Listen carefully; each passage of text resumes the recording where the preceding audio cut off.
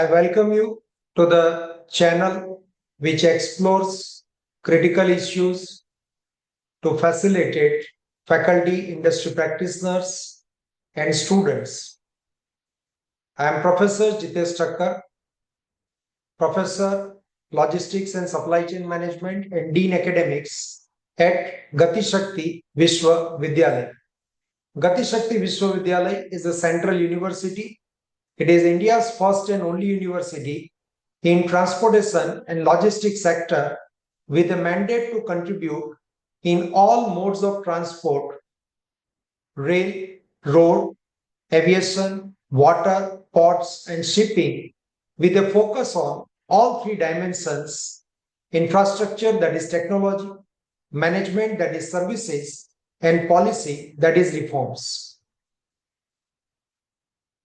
This platform intends to facilitate faculty and students for 360-degree development in higher education institutions by exploring the various issues like teaching learning pedagogy, engagement of the students, student learning strategies, research quality and productivity, scientific writing, and experiential learning through internships and projects. Let us look at the critical and most important dimension for a researcher. How do we execute research? Research is a systematic and scientific inquiry to investigate some of the important questions, unanswered questions, or to verify some of the facts for the different contexts. So maybe the context is productivity, and some of the facts are already well established in the context of maybe US, UK, Germany, and we want to verify the facts for the Indian context. Then for this population, research is required.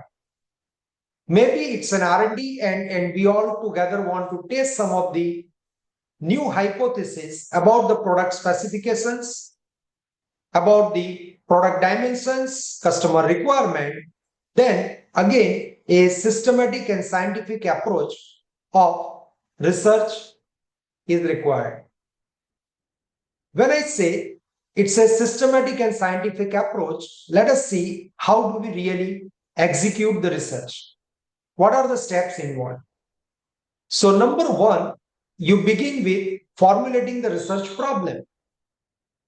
For example, I want to investigate the productivity issue for small and medium scale enterprise, and my problem is what are the reasons for productivity downfall in small and medium scale enterprises. It may be the context of banking or it may be the context of healthcare. So the first step is to formulate the research problem. Research problem must be defined as precisely as possible in terms of the context. Are you investigating small and medium scale enterprises for the West Bengal, for the Delhi, or maybe for the Gujarat? That needs to be specified. You want to investigate the productivity of small and medium scale enterprise for the period of 5 years, maybe 2000 to 2025, or maybe the period of 10 years, 2015 to 2025, that needs to be defined. So here, I will try to formulate and define my research problem in the first step as precisely as possible. The next step, second step, as you can see, is extensive literature survey. So once I have defined my research problem, I need to look at the literature and see that what already has been examined and how productivity improvement strategies are deployed for the context of small and medium scale enterprises. What are the results? What are the findings? And what at the larger scale, small and medium scale enterprises, they have experience in terms of productivity improvement. So I will undertake the critical literature review. And when I say critical literature review, it means I will look at how a particular context, that is the productivity of small and medium scale enterprise, is investigated for a particular region or country. What are the findings? How do I compare the findings, and what are the interventional strategies that company have deployed? As a third step, you develop the hypothesis. I may think about a couple of hypotheses for the context of small and medium scale enterprise and their productivity, like deploying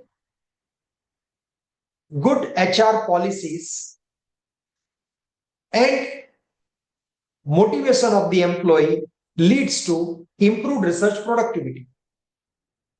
Investment in plant layout and good manufacturing practices can enhance the productivity of small and medium scale enterprises. IT intervention and upgradation of the IT can enhance the productivity of small and medium scale enterprises. Maybe these facts are examined for different contexts across the world, and I am trying to investigate before really committing for a huge investment, significant investment in IT or HR policies. I want to investigate whether this hypothesis really matters or not, and I can formulate this hypothesis based on my critical literature review.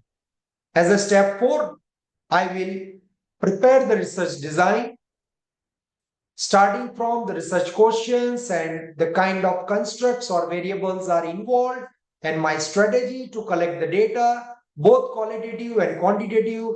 Will I go for the large scale survey for a particular population?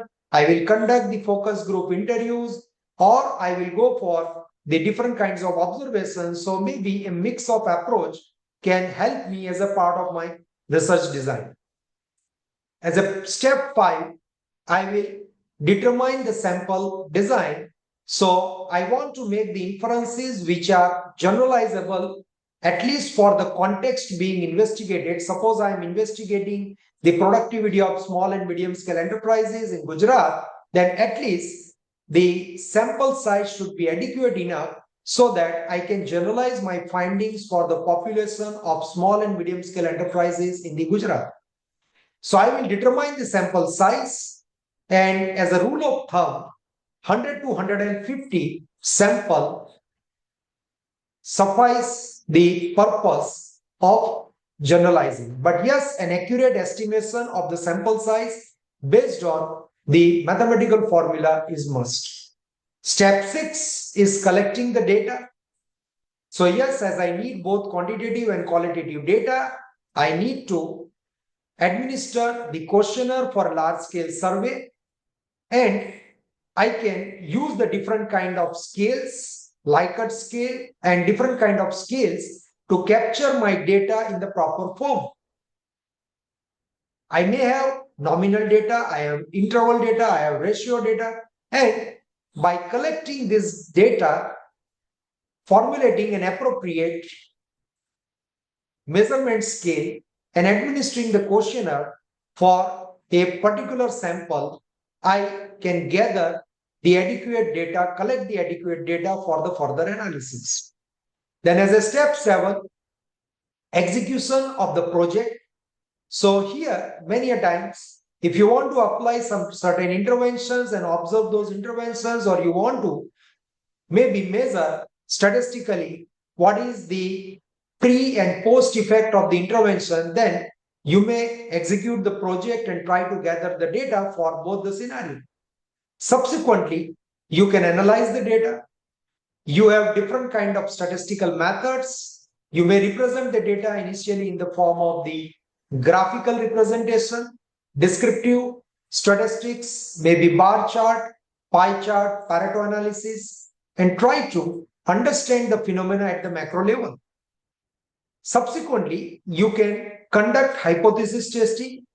You have univariate, bivariate, and multivariate analysis techniques. You can deploy some of the well-known statistical techniques like structural equation modeling, principal component analysis, factor analysis, cluster analysis, correspondence analysis, ANOVA to analyze your data and see that for the given level of significance, whether you support a particular hypothesis or not.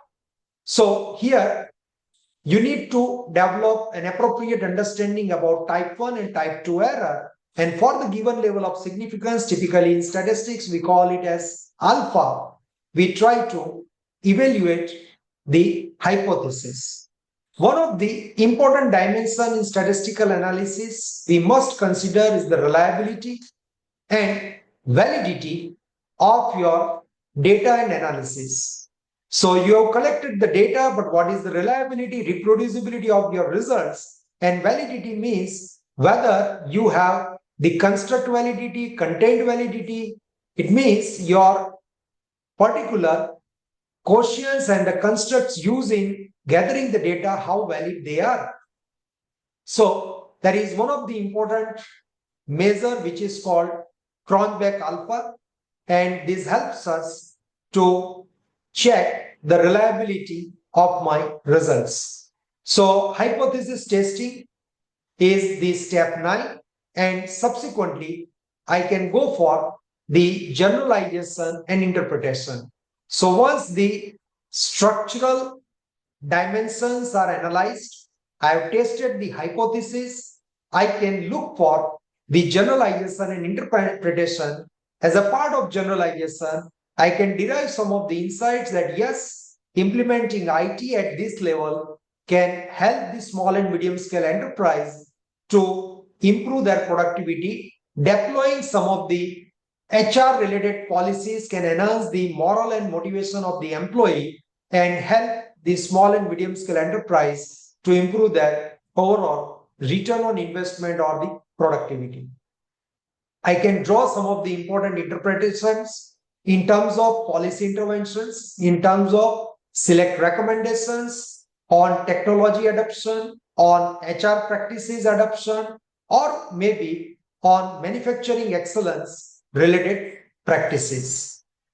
Followed this, step 11, I can prepare the detailed report for the presentation to the committee or to the top management and see that the recommendations or the generalizations created can really be implemented for the benefit of organization.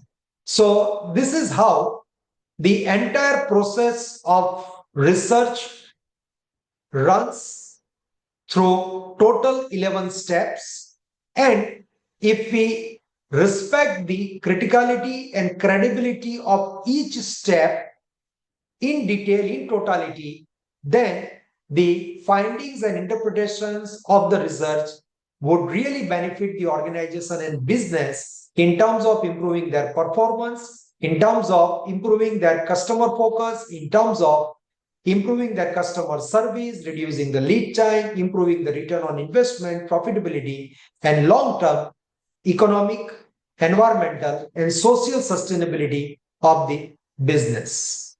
So with this, we can conclude that conducting research is important, but executing the research in the scientific and systematic manner is extremely important, and hence all the 11 steps a researcher must follow in totality. Negligence to any step would lead to misinterpretation of the results. It would be misleading to the business and can put the business at the stake. So I hope this would have helped you to appreciate the total 11 step research process, how to execute, and certainly you will deploy this in your research to execute your research in rigorous scientific and systematic manner.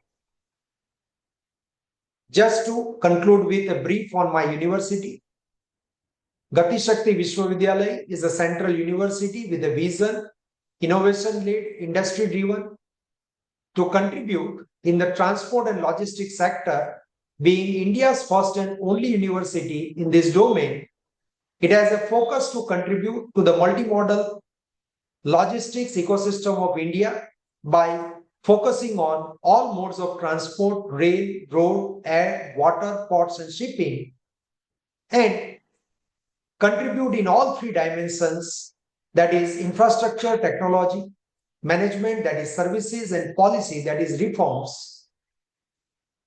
I am happy to see that you are interested in learning the concepts related to faculty and student development. We will keep exploring many such issues as a part of this platform, faculty and student development, for the most critical and important stakeholders of the higher education system.